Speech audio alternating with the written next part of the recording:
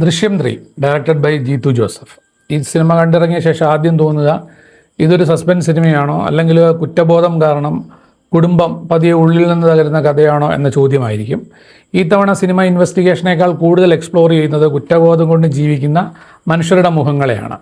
ഈ ജോർജ് കുട്ടി ആദ്യ 2 ഭാഗങ്ങളിൽ എല്ലാവരെയും തോൽപ്പിക്കുന്ന ഒരു മാസ്റ്റർ മൈൻഡ് ആയിരുന്നു. പക്ഷേ ഇവിടെ അയാൾ ജയിക്കുമ്പോഴും മനസ്സിൽ തോൽക്കുന്ന ഒരു മനുഷ്യനായി മാറുന്നു എന്നതാണ് സത്യം. ഈ സിനിമ തുടങ്ങുന്ന നിമിഷം മുതൽ തന്നെ ഒരു സ്ട്രെയിഞ്ച് സൈലൻസ് ഇവർ കൊടുക്കുന്നുണ്ട്. പഴയ പോലെയുള്ള ഒരു ഇൻസ്റ്റാ ടെൻഷൻ ക്രിയേഷൻ ചെയ്യാൻ സിനിമ ശ്രമിക്കുന്നില്ല. പകരം ജോർജ് കുട്ടിയുടെ വീട്ടിൽ പതിഞ്ഞിരിക്കുന്ന ഭയം സ്ലോലി ഓഡിയൻസിനുള്ളിലേക്ക് കയറ്റിവിടുകയാണ്. ഈ ക്ലാസിക് ക്രിമിനലിൽ നിന്നും ഇമോഷണൽ ക്രിമിനൽ എന്ന വാക്കിൻ്റെ ഒരു ജീത്തു ജോസഫ് വേർഷൻ നമുക്ക് മോഹൻലാലിലൂടെ ഈ സിനിമയിലുടനീളം കാണാൻ സാധിക്കുന്നുണ്ട്. ജോർജ് കുട്ടി ഒരു പ്രൊഡ്യൂസറായി വളർന്നിട്ടും അയാളുടെ കണ്ണുകളിൽ സമാധാനം ഇല്ല. ഈ സന്തോഷത്തിൻ്റെ കാരണങ്ങൾ ഉണ്ടെങ്കിലും ഓരോ ചിരിയുടെയും പിന്നിൽ ഇതെല്ലാം എപ്പോഴാണ് അവസാനിക്കുക എന്ന പേടി കാണാൻ സാധിക്കുന്നുണ്ട്. അതുകൊണ്ടാണ് ഈ ഫാമിലി പോർഷൻസ് കൂടുതലായി വന്നിട്ടും അവ ബോറാവാതെ നമുക്ക് സാഡ്നെസ് ക്രിയേറ്റ് ചെയ്ത് കിട്ടുന്നത്. മകളുടെ വിവാഹം നടക്കുന്ന ട്രാക്ക് വളരെ സാധാരണ ഫാമിലി ഡ്രാമ പോലെ തോന്നിക്കും. പക്ഷേ അതിൻ്റെ അടിയിൽ സൊസൈറ്റിയുടെ ജഡ്ജ്മെൻറ്റ് എത്ര സൈലൻ്റായി മനുഷ്യരെ ഡിസ്ട്രോയ് ചെയ്യുന്നുവെന്ന് സിനിമ പറയുന്നുണ്ട്. ഒരു ക്രൈം ചെയ്ത ആളേക്കാൾ ക്രൈമിനെ കുറിച്ചുള്ള ഗോസിപ്പാണ് പല കുടുംബങ്ങളെയും കൊല്ലുന്നതെന്ന് സിനിമ വളരെ സബ്റ്റൈലായിട്ട് ടച്ച് ചെയ്യുന്നുമുണ്ട്. ഈ ജോർജ് കുട്ടി എവിടെ എത്തിയാലും പഴയ ക്യാരക്ടേഴ്സ് അവരെ പിന്തുടരുന്നു. അതാണ് സിനിമയുടെ റിയൽ വില്ലൻ.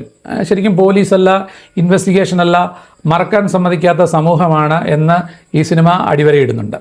ജിത്തു ഈ ട്വിസ്റ്റ് കൊണ്ട് ഷോക്കടിപ്പിക്കാൻ ശ്രമിക്കുന്നതിനേക്കാൾ ഇമോഷണൽ സഫോക്കേഷൻ ക്രിയേറ്റ് ചെയ്യാനാണ് ശ്രമിക്കുന്നത്. ഈ ജോർജ് കുട്ടി ഒറ്റയ്ക്കിരിക്കുന്ന സീനിൽ തന്നെ ഡയലോഗ് വേണ്ട.